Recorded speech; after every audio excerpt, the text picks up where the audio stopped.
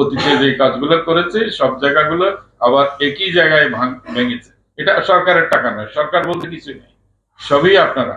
ত্রাণের প্রয়োজন নেই, এটা মোটেও ঠিক নয়। বাঁধও দিতে হবে, ত্রাণও দিতে হবে। ফেনীবাসী যারা ভুক্তভোগী তাদের সাথে আলোচনা করেই সমস্যার সমাধান করা হবে। এটা এই নয় যে সরকার উপরের থেকে চাপিয়ে দেওয়া কোনো কিছুই করছে। এখানে নদীর পানির গতি, এটার ফ্রিকোয়েন্সি, এটার ডেন্সিটি, এটার বয়েন্সি, সমস্ত কিছুই বিবেচনার মধ্যে নিয়ে এই কাজগুলো করা হবে। পরীক্ষা নিরীক্ষা করেই করা হবে যাতে এটা স্থায়ীভাবে সমস্যার সমাধান করা যায়। বিষয়টা আপনাদের যেরকম উদ্বেগের একইভাবে আমাদেরও উদ্বেগের।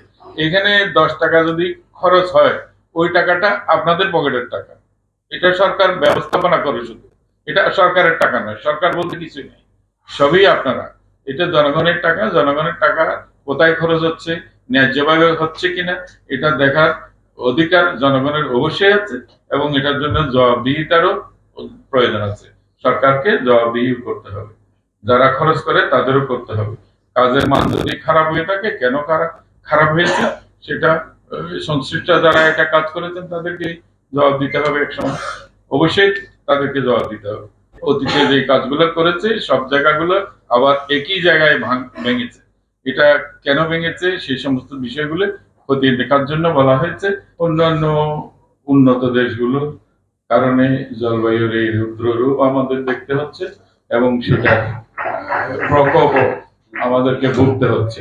ফেনীর বন্যা জনিত যে সমস্ত বিষয়গুলো আমাদের তাড়িত করে বেশি, সেটা এই অঞ্চলের মানুষ অতি বেশি আমার মনে হয় যে এটা মোবাইল ফোনের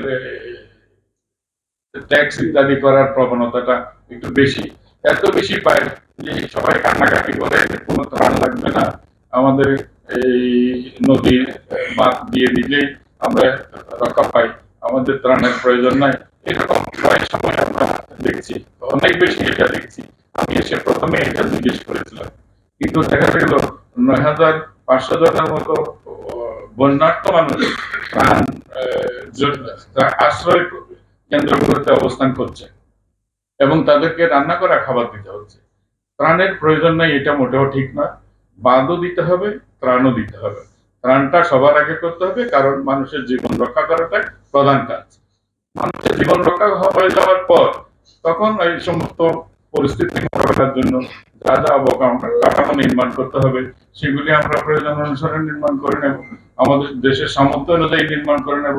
আমাদের ইঞ্জিনিয়ারদের প্রজ্ঞা, মেধা এসব দিয়ে এগুলি আমরা দূর করতে পারবো, দূর করে নেব।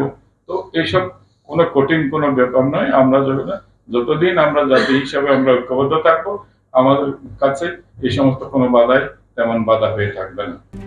RICL TMX, যুগের পর যুগ স্থাপনা থাকে মজবুত। আগে জীবনটা বাঁচান, তারপরে আপনার বাঁধের কথা বলেন।